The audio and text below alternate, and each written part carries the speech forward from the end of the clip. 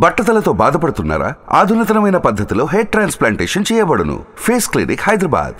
ఈ మొత్తం 25 పార్లమెంటు స్థానాల్లో కన్నా ఎక్కువ యువత ఈ అనకాపల్లి పార్లమెంట్లో ఉంది. ఎందుకంటే దాదాపు 1,30,000 ఓటర్లు, కొత్త ఓటర్లు అంటే 18 సంవత్సరాలు దాటిన వాళ్ళు ఈ ఓటర్ లిస్టులో ఎక్కించుకున్నారంటే 18 నుంచి 25 సంవత్సరాలు ఉండే యువత, నేను ఇంకా 30 వరకు కూడా పోట్ల, దాదాపు 30-35% ఉన్నారంటే నిజంగా ఇంత యువతకు ఇక్కడ ఏమాత్రం మంచి అనువైన ప్రాంతం, పరిశ్రమలు వచ్చేదానికి ఈ ముఖ్యమంత్రికి కప్పం కట్టలేక ఉండే పరిశ్రమలే ఆగిపోతున్నాయి.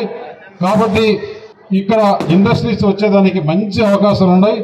నాకుండే సర్కిల్లో, నాకుండే కనెక్షన్లో ప్రభుత్వం నుంచి ఇక్కడ ప్రతి ఒక్క కాన్స్టిట్యున్సీకి ఒక ఎస్సీజెడ్ పెట్టి ఇండస్ట్రీస్ వచ్చి ఇక్కడ ఉద్యోగాలు అవకాశాలు చేసుకునేదానికి, అలాగే చాలా వరకు ఇన్ఫ్రాస్ట్రక్చర్ డెవలప్మెంట్ చేసుకునేదానికి, ఇంటింటికి మంచి శుభ్రమైన తాగునీరు అందించేదానికి ఇవన్నీ కూడా నేను కృషి చేస్తానని చెప్పేసి మీకు తెలియజేస్తూ, ఇంకొకటి మీరు చూడండి, ఇక్కడ మరి పెందుర్తి నియోజకవర్గంలో పంచకర్ల రమేష్, సీఎం రమేష్, మేమిద్దరం కలిస్తే ఇంకేం కావాలా?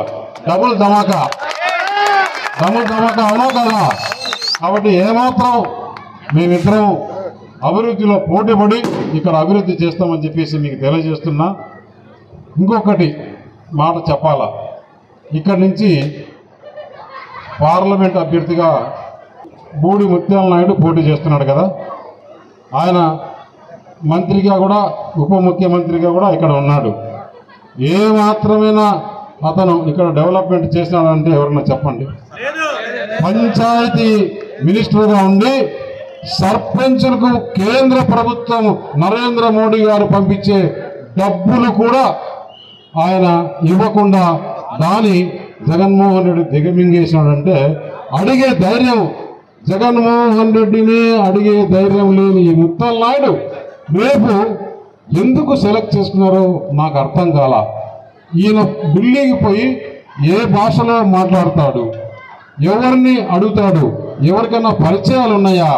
ఆ ఢిల్లీలో ఈయన పార్లమెంట్కి దారి తీర్చుకోవాలంటేనే ఆయన సమయం అయిపోతుంది. నేను ఒకటే చెప్తున్నా, మా అజెండా ప్రధానమంత్రిగా నరేంద్ర మోడీ కావాలి. నువ్వు ఎవరు కావాలని కోరుకుంటున్నావో ధైర్యంగా చెప్పమని చెప్పేసి అడుగుతున్నా. కాబట్టి వాళ్ళకి ఆన్సర్ లేదు.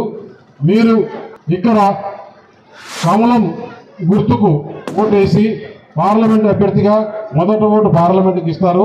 మొదటి ఓటు పార్లమెంటు అభ్యర్థిగా కమలం గుర్తుకు ఓటేసి నన్ను అత్యధిక మెజార్టీతో గెలిపించి, అలాగే రెండో ఓటు రమేష్ గారికి, పంచకర్ల రమేష్ గారికి గాజు గుర్తు పైన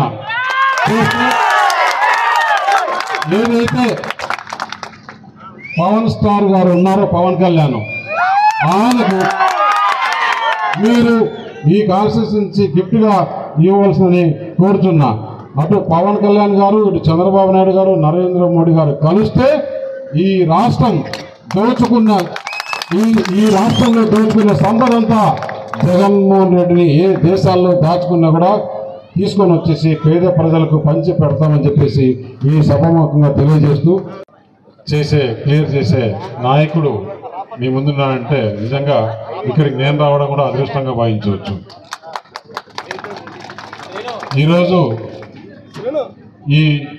ఇక్కడికి ఈ సందర్భంగా వచ్చిన ఈ సభవరం మండలం ఇసుకపల్లి గ్రామం సర్పంచ్గా ఈరోజు నిజంగా ఈ కూటమిలో ఉన్న జనసేనకు చేరుతున్నాడంటే వారికి స్వాగతం, ఘన స్వాగతం. నేను ఒకటే చెప్తున్నా, రాబోయే ఎన్నికల్లో ఇప్పుడు ఏదైతే ఈ రాష్ట్రాన్ని దోచుకున్న వైఎస్ఆర్ కాంగ్రెస్ పార్టీ ఉందో, మీరు రోజు టీవీలు చూస్తూ వాళ్ళ పార్టీ పరిస్థితి ఏ విధంగా తయారవుతుందంటే, నేను చెప్తున్నా ఇంకొక 6 నెలల తర్వాత మళ్ళీ నేను ఎంపీగా మీరందరూ నన్ను గెలిపిస్తే ఎంపీగా వచ్చి ఇక్కడే మీటింగ్లు పెట్టి నేను చెప్పింది జరిగిందా లేదా అని మిమ్మల్ని ఆ రోజు అడుగుతా. ఈరోజు వారు వైఎస్ఆర్ కాంగ్రెస్ పార్టీ నుంచి పెద్ద నాయకుల దగ్గర నుంచి ఎంపీగా ఉన్న వాళ్ళు జగన్కు అత్యంత సన్నిహితులు. వేమిరెడ్డి ప్రభాకర్ రెడ్డి అయితేనేమి, లావు కృష్ణదేవరాలు అయితేనేమి, మాగుంట శ్రీనివాసరెడ్డి అయితేనేమి, మన బాలశౌరి అయితేనేమి, ఇలా చెప్పుకుంటూ పోతే చాలామంది నాయకులు వెళ్ళిపోతున్నారు. మనం రోజు టీవీలో చూస్తున్నాం. టీఆర్ఎస్, బీఆర్ఎస్, కేసీఆర్ పార్టీ ఏమైంది ఇవాళ అంటే 3 నెలల్లో పార్టీ మొత్తం క్లోజ్ కదా. అదే పరిస్థితి ఆంధ్రప్రదేశ్లో జగన్మోహన్ రెడ్డికి జరగబోతుంది. మీరు ఎలా చెప్పారు అని ఒక 4-5 నెలల తర్వాత ఎలక్షన్లు అయిపోయిన తర్వాత నేను మళ్ళీ ఈ సబ్బవరం మండలము ఇక్కడ అన్న అడ్డ విలేజ్కి వచ్చి నేను చెప్పింది జరిగిందా లేదా అని మిమ్మల్ని అడుగుతా.